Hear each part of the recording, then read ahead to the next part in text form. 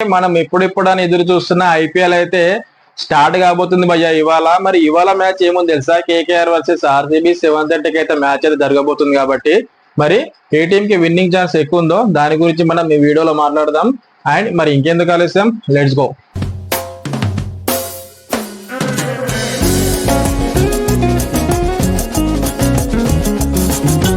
Hi hello, welcome back to Kiran crazy reviews. Video start చేసే దానికంటే ముందు భయ్య ఈ మెసేజ్ అయితే ఖచ్చితంగా ప్రతి ఒక్కరు నేను ఇవ్వాలి. నా వీడియో ఒక్కటే చెప్తున్నా, లాస్ట్ వరకు చూడకుండా పర్లేదు, కానీ ఈ 1 minute 2 minutes కనుక అయితే ఖచ్చితంగా ప్రతి ఒక్కరు నా వీడియో ఓపెన్ చేసిన వాళ్ళందరూ చూడాలి, ఖచ్చితంగా చూడాలి.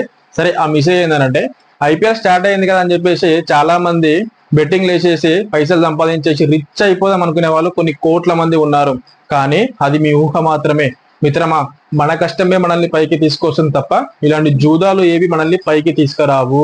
సో ఇలాంటి బెట్టింగ్ లేసి మీ జీవితం నాశనం చేసుకోవడంతో పాటు మీ ఫ్యామిలీని రోడ్డున పడేయకండి.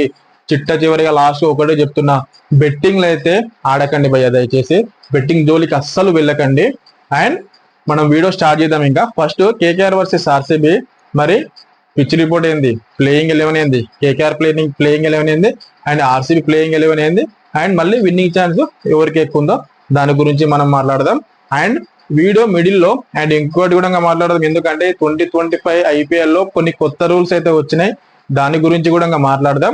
ఇవన్నిటి గురించి మాట్లాడుకునే దానికంటే ముందు భయ్య, మన జీవితంలో మనల్ని అందరూ ఎట్లా లైక్ చేయరు కదా, కనీసం మీరు ఇక్కడైనా వీడియోని లైక్ చేయండి.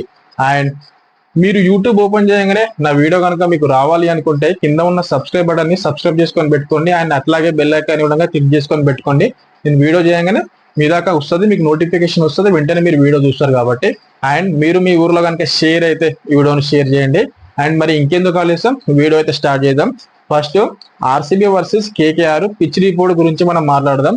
నిన్న అయితే వర్షం దంచి కొట్టింది భయ్య. మరి ఇప్పుడు ఇవాళ KKR versus RCB Eden gardens కోల్కతాలో జరుగుతుంది కాబట్టి మరి అక్కడ మ్యాచ్ లో వర్షం పడే ఛాన్స్ ఉందా అని అంటే 75% రెయిన్ వచ్చే ఛాన్స్ అయితే ఉందంట భయ్య. అక్కడైతే ఇన్ఫర్మేషన్ అట్లుంది. మనమందరం ప్రేయర్ ఏం చేయాలని అంటే ఖచ్చితంగా వర్షం అయితే పడొద్దు అని చెప్పేసి అయితే అనుకుందాం. ఎందుకంటే ఐపీఎల్ 2025 ఫస్ట్ మ్యాచ్ వర్షం కారణంగా మ్యాచ్ క్యాన్సిల్ అయ్యింది అని అంటే ప్రతి ఒక్క ఐపీఎల్ అయితే చాలా డిసప్పాయింట్మెంట్ గా ఉంటాడు. అట్లయితే కావద్దని చెప్పేసి అయితే అందరం అయితే ప్రేయర్ చేద్దాం. అండ్ నెక్స్ట్ పాయింట్ వచ్చేసి ఫస్ట్ అయితే పిచ్ రిపోర్ట్ కదా. ఆ పిచ్ రిపోర్ట్ లో ఫస్ట్ మరి ఫాస్ట్ బౌలర్లకు మంచిగా ఉంటుందా, లేకపోతే స్పిన్ బౌలర్లకు మంచిగా ఉంటుందా, మరి అక్కడ బౌన్స్ ఉంటుందా, టర్న్ ఉంటుందా, బ్యాటర్లకు మంచిగా ఉంటుందా, దాని గురించి మాట్లాడదాం. అసలు ఈడెన్ గార్డెన్స్ లో పిచ్ అంటేనే ఖచ్చితంగా మరీ హై స్కోరింగ్ గేమ్ అయితే కాదు, మరీ లో స్కోరింగ్ గేమ్ అయితే ఏం కాదు, యావరేజ్ గా ఉంటది. అక్కడ 150 స్కోర్ 160 స్కోర్ కొడితే మాత్రం ఖచ్చితంగా డిఫెండ్ చేసుకోవచ్చు. ఖచ్చితంగా టాస్ గెలిచిన వాళ్ళైతే మాత్రం ఫస్ట్ బ్యాటింగ్ తీసుకుంటారు భయ్య. ఫస్ట్ బ్యాటింగ్ తీసుకొని మంచి టార్గెట్ సెట్ చేసి దాని తర్వాత డిఫెండింగ్ చేసుకోవడానికి అయితే ఆలోచిస్తారు. ఎందుకనంటే ఫస్ట్ బ్యాటింగ్ చేసేటప్పుడు కొంచెం బ్యాటింగ్ వాళ్ళకి కొంచెం ఫేవరబుల్ గా ఉంటది. అప్పుడే అంత బౌన్స్ కాదు, అప్పుడే అంత టర్న్ అయితే కాదు. స్పిన్నర్లకి మంచి ఒక రన్ అది సెట్ చేసుకున్న దాని తర్వాత దాన్ని అయితే డిఫెండ్ చేసుకునే అవకాశం ఫస్ట్ బ్యాటింగ్ చేసిన వాళ్ళకి చాలా ఉంటుంది. ఎందుకనంటే ఈడెన్ గార్డెన్స్ పిచ్ లో ఖచ్చితంగా ఇన్నింగ్స్ ప్రోగ్రెస్ అయ్యే కొద్దీ స్లో అయితే ఉంటది, బాల్ టర్న్ అయితే ఉంటది, బాల్ బౌన్స్ అయితే ఉంటది. ఒక్కోసారి హై బౌన్స్ అవుతుంది, ఒక్కోసారి స్లో బౌన్స్ అవుతుంది. అప్పుడు చాలా కష్టం అవుతుంది బ్యాటర్ కి. కాబట్టి ఎవరైనా ఈడెన్ గార్డెన్స్ లో ఫస్ట్ బ్యాటింగ్ తీసుకుంటారు. అక్కడ గనక లాస్ట్ మ్యాచ్లు చూసుకుంటే మాత్రం ఫస్ట్ బ్యాటింగ్ తీసుకున్న వాళ్ళకే విన్నింగ్ ఛాన్స్ ఎక్కువ ఉంది, హై ఉన్నది. And KKR versus RCB head to head last 4 matches కనుక మనం చూసుకుంటే భయ్య, 3 మ్యాచెస్ కేకేఆర్ గెలిస్తే ఓన్లీ 1 మ్యాచ్ మాత్రమే ఆర్సీబీ గెలిచింది. ఇది కూడా పాయింట్ మైండ్ లో పెట్టుకోండి ఖచ్చితంగా. ఎందుకంటే ఏ టీమ్ కి విన్నింగ్ ఛాన్స్ ఎక్కువ ఉందో లాస్ట్ పాయింట్ మనం మాట్లాడదాం కదా, అప్పుడైతే ఖచ్చితంగా మీరైతే ఈ పాయింట్ అయితే గుర్తుపెట్టుకోండి. అండ్ నెక్స్ట్ పాయింట్ వచ్చేసి ఫస్ట్ ఫాస్ట్ బౌలర్లకి ఎక్కువ మంచిగా ఉంటుందా, లేకపోతే స్పిన్ బౌలర్లకి ఎక్కువ మంచిగా ఉంటుందా అని అంటే ఖచ్చితంగా స్పిన్నర్లకే మంచిగా ఉంటుంది. కేకేఆర్ గ్రౌండ్ అయితే అంటే ఈడెన్ గార్డెన్స్ గ్రౌండ్ అయితే స్పిన్నర్లకే మంచిగా ఉంటుంది. స్పిన్నర్లే ప్లేలకు వస్తారు, స్పిన్నర్లే కీ అయిపోతారు మ్యాచ్ కు. ఎందుకంటే ఏ స్పిన్నర్లు మంచిగా చేస్తే వాళ్ళైతే మొత్తం మ్యాచ్ వాళ్ళ చేతులు పెట్టేసుకొని వెళ్ళిపోతారు. ఇంకా అదొక్కటే.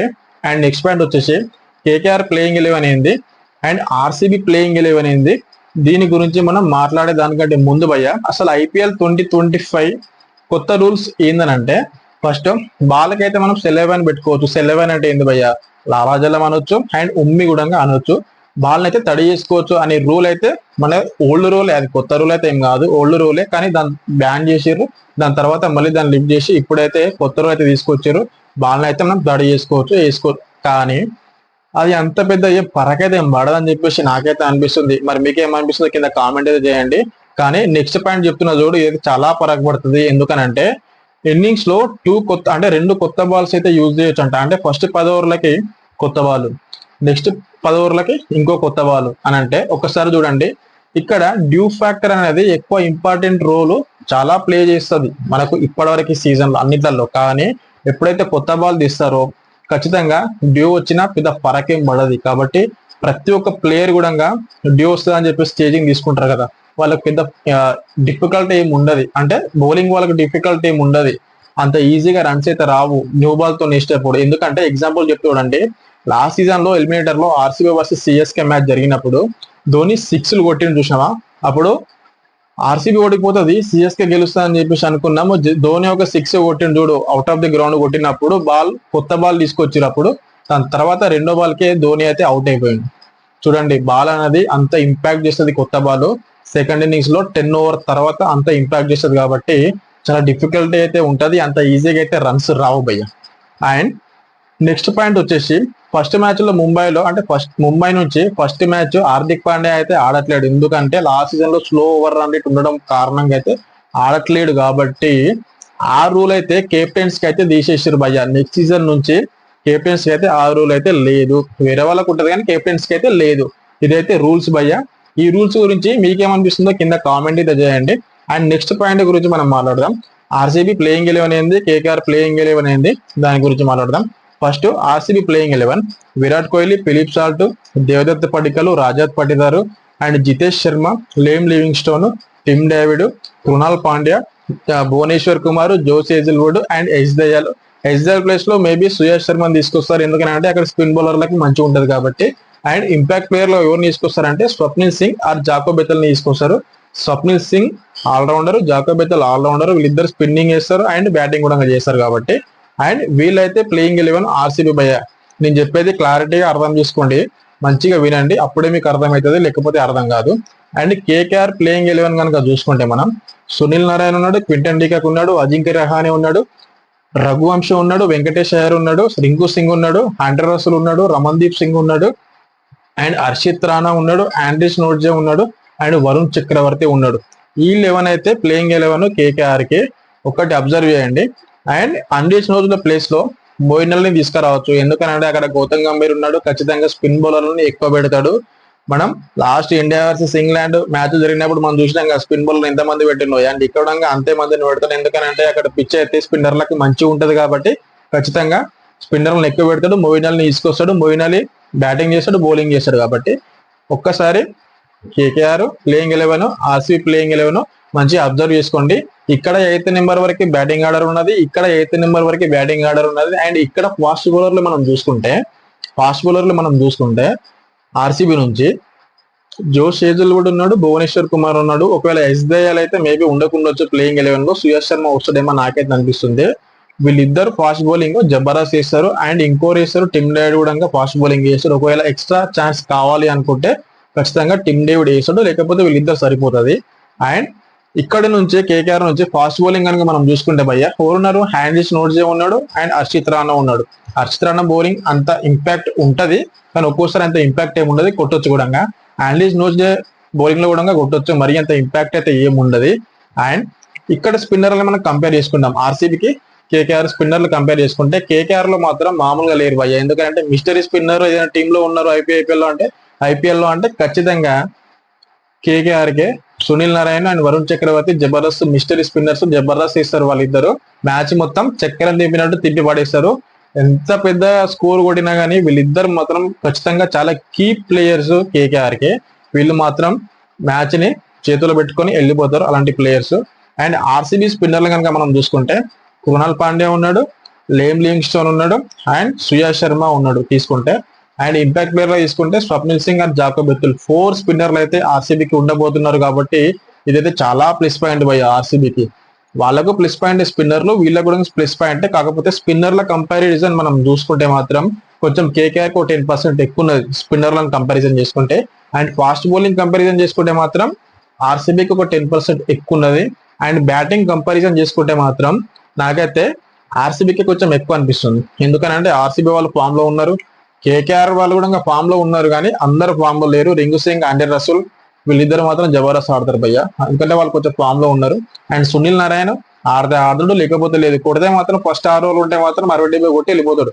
అలాంటి ప్లేయర్ సునీల్ నారాయణ, అందరూ తెలిసిన విషయమే. అండ్ క్వింటన్ డీకా కూడా అంత ఫామ్ లో లేడు కాబట్టి భువనేశ్వర్ ఫస్ట్ బౌలింగ్ వేశారు కాబట్టి కొంచెం కష్టం అయిపోతుంది క్వింటన్ డీకా అని చెప్పేసి నాకైతే అనిపిస్తుంది భయ్య. మరి మీకేమనిపిస్తుందో కింద కామెంట్ అయితే చేయండి. అండ్ నెక్స్ట్ పాయింట్, ఎవరికి విన్నింగ్ ఛాన్స్ ఎక్కువ ఉంది, దీని గురించి మాట్లాడే దానికంటే ముందు భయ్య ఒక దాని గురించి నేను చాలా మాట్లాడాలి. చాలా ఏం లేదు, ఒక 1 minute అంతే. ఒక్కటే భయ్య, ఇప్పుడు ఐపీఎల్ స్టార్ట్ అయింది అని చెప్పేసి చాలా మంది టెలిగ్రామ్ లింకులు ఉన్నాయి, ఇగో నేను చెప్పిందే విన్ అవుతుంది, లాస్ట్ సీజన్ లో 97%, 98%, ఇప్పుడు 100% నేను చెప్పినే విన్ అవుతాయి, మీరు మస్తు పైసలు సంపాదించుకోవచ్చు అని అంటే నువ్వే సంపాదించుకోవచ్చు కదా, నువ్వే వేసి. ఇంకా మాకెందుకు చెప్తున్నాం? ఒక్కటే చెప్పండి. ఎగ్జాంపుల్ ఒకటి చెప్తాం మీకు. ఒక బిజినెస్ మ్యాన్ ఉన్నాడు, తన బిజినెస్ లో తను సక్సెస్ అయినది, ఆ సీక్రెట్స్ మనం అదే బిజినెస్ పెడతాము అన్నప్పుడు ఆ సీక్రెట్స్ మనకు చెప్తాడా? చెప్పడు కదా. ఎందుకు చెప్పాడు? మనం కూడా ఆ బిజినెస్ పెట్టి సక్సెస్ అయిపోతాం అని చెప్పేసి చెప్పాడు. మరి ఇక్కడ వీళ్ళు ఎందుకు చెప్తున్నారు టెలిగ్రామ్ లో ఈ విస్తా ఈ మ్యాచ్ లో విన్ అవుతా అని వీళ్ళు ఎందుకు చెప్తున్నారు అంటే వాళ్ళ సొంత లాభం, వాళ్ళ స్వలాభం కోసం మాత్రమే చెప్తున్నారు. సమాజం ఎటన్నా పోని, వీళ్ళు ఎటన్నా చెడిపోని, నాకైతే వస్తున్నాయి కదా పైసలు అని చెప్పేసి ఉద్దేశంతో మాత్రం వాళ్ళు అట్లా చెప్తున్నారు. కాబట్టి మనం గొర్రెలం కాదు, అలాంటి తొక్క తోటకూర విషయాలు ఏవి మనం పట్టించుకోవద్దు, మనం వినొద్దు. ఆ జోలికి, అసలు బెట్టింగ్ జోలికి మనం పోవద్దు భయ్య. బెట్టింగ్లు అయితే ఆడకండి, నేను మళ్ళీ మళ్ళీ చెప్తున్నా, బెట్టింగ్లు అయితే ఆడకండి. ఒకవేళ నా వీడియోలు మాత్రం చూసి దీనికి విన్నింగ్ ఛాన్స్, దీనికి విన్నింగ్ ఛాన్స్ అని చెప్తున్నా కదా, అలాంటి ఉద్దేశాలు ఉంచుకొని మాత్రం నా వీడియోలు మాత్రం చూడకండి. ఇక్కడ మాత్రం నేను క్రికెట్ గురించి ఎందుకు చెప్తున్నా అంటే, క్రికెట్ అనేది స్కిల్ బేస్డ్ గేమ్. మీరు బెట్టింగ్ వేసి మీ జీవితాన్ని నాశనం చేసుకుంటారు అంటే క్రికెట్ లో అంటే గేమ్స్ అయితే బ్యాన్ చేయరు కదా భయ్య, మీరు బ్యాన్ అయిపోతారు, మీరు ఈ లోకంలో ఉండకుండా పోతారు. కాబట్టి బెట్టింగ్ అయితే వేయడం మానేసేయండి. క్రికెట్ అయితే ఎవరేం బ్యాన్ చేయరు. కాబట్టి క్రికెట్ అనేది స్కిల్ బేస్డ్ గేమ్. క్రికెట్ నుంచి చాలా నేర్చుకోవచ్చు, డిసిప్లిన్ నేర్చుకోవచ్చు, లైఫ్ స్టోరీస్ నేర్చుకోవచ్చు, క్రమశిక్షణ అండ్ లీడర్షిప్ క్వాలిటీస్ చాలా ఉన్నాయి. ఇలాంటి చెప్పుకుంటా పోతే దాని గురించి మనం ఐపీఎల్ అయిపోయినాక ఇంకా మాట్లాడదాం. అండ్ ఈ మ్యాచ్ లో మాత్రం ఇప్పుడు విన్నింగ్ ఛాన్స్ గురించి మాట్లాడదాం. ఎందుకంటే కొందరు చాలా వెయిట్ చేస్తూ ఉంటారు వీడియో చూస్తున్న వాళ్ళు, భయ్యా మాకు ఫస్ట్ ఆ పాయింట్ చెప్పని చెప్పేసి.